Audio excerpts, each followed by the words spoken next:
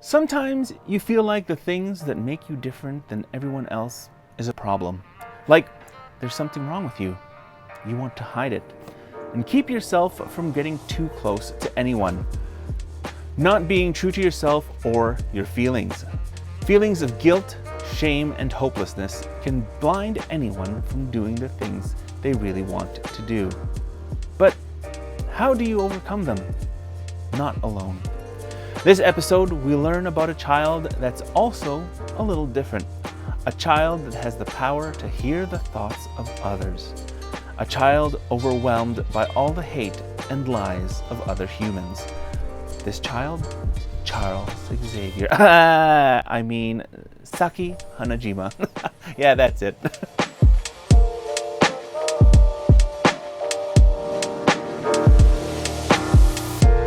Hey guys, what's going on? Welcome to another episode of FruitsBasket 2019 and the journey of Saki Hanajima, aka Hana-chan, as she faces guilt, bullying, shame, and ultimately happiness. Witch! Classmates would yell at her as she would mind her own business. Not really that way, but yeah. Saki was quickly made a target to be bullied. Being tormented one day at lunch, the boys go too far, putting a live newt in her soup. Pushed to the ground and yelled at some more, Saki was no longer able to contain herself. The voices grew in her head as hate and anger manifested within her. With the powers of her mind, she lashed out, killing the boy by simply willing into existence her wish for him to die. Not really though, he just collapsed and ended up not so good, as Saki's parents tell her. Terrified of her own power, Saki was overcome by guilt. She wished death on her classmate and nearly killed him. An attempted murder, thinking that she should be arrested for the crime, but was let off the hook. Next time, she might really kill someone, and thus her guilt set in. Vowing to never use her power again, she clothed herself in black as her badge of sin. Unfortunately, it made her stick out even more, and the rumors of her power spread.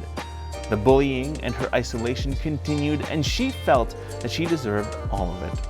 Never telling her parents about the bullying, Megumi confronted her. Saki's guilt had overcome her. She told Megumi that she deserved to be punished in some form for what she had done to the boy. Do people exist to be punished? Megumi prays that someone meets Saki. Someone that will cherish her. Someone to help her. In middle school, female classmates meet Saki. Having heard rumors of her power, they threatened to burn her with matches, unless she revealed her powers. A teacher arrived, preventing any more damage to Saki, though Saki received the blame for the burns, simply relieved that she didn't hurt anyone. Relieved no one was harmed, no one but her. With words of encouragement from her father to not give up, Saki ended up transferring schools. Finally, in class at lunchtime, she met the one and only Tohru in her new school. Serving her food, introducing herself, and making conversation. A little too much as she held up the line.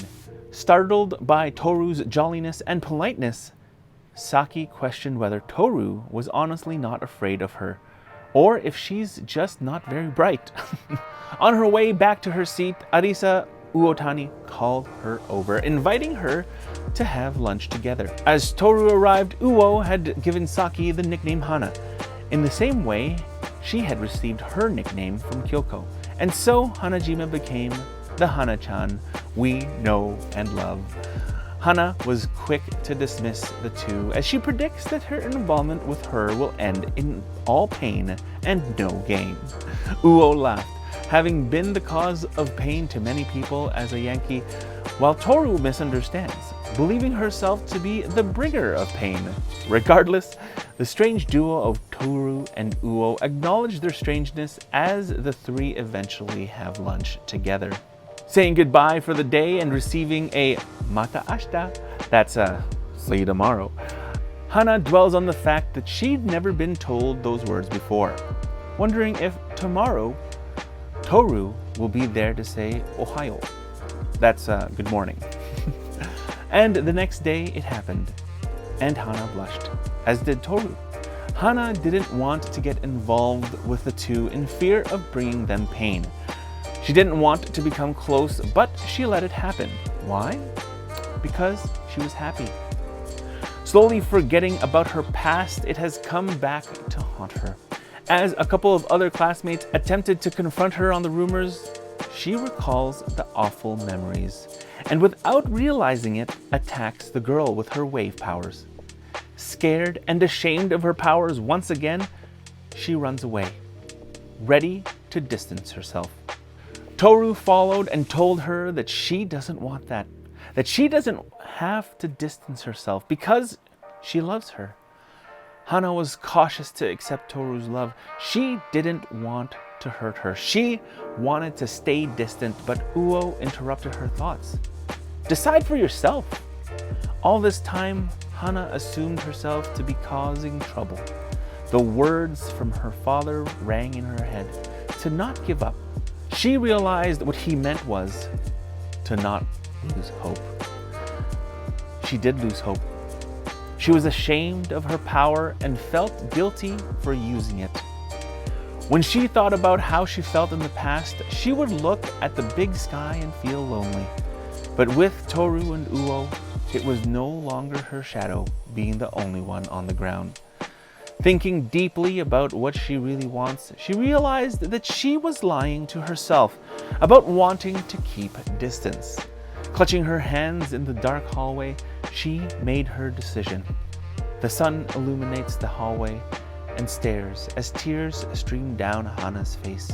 Finally being true to her feelings, she wanted to stay together, continuing to be a group together with them, and so Hana was able to stop the voices in her head.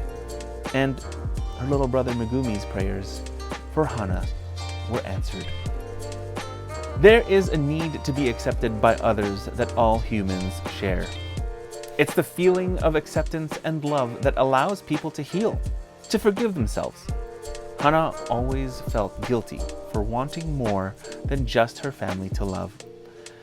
Kyoko once told her that she believes that people will always want to be accepted by others. But for parents, it's more than enough to see their children happy. To see their children happy with friends, because when they have less time with each other in the future, they will remain connected as a part of the relationship that stays with them always. Thanks for watching, guys. If you enjoyed this episode, maybe check out some of the previous episode discussions in the playlist above. Somewhere? I don't know. Or get subscribed to see more upcoming. I hope you guys have a great night, a great day wherever you are in the world. Again, my name is Brian, and this has been another episode of Brian's Republic Watches FruitsBasket 2019. We'll talk to you guys soon. Cheers.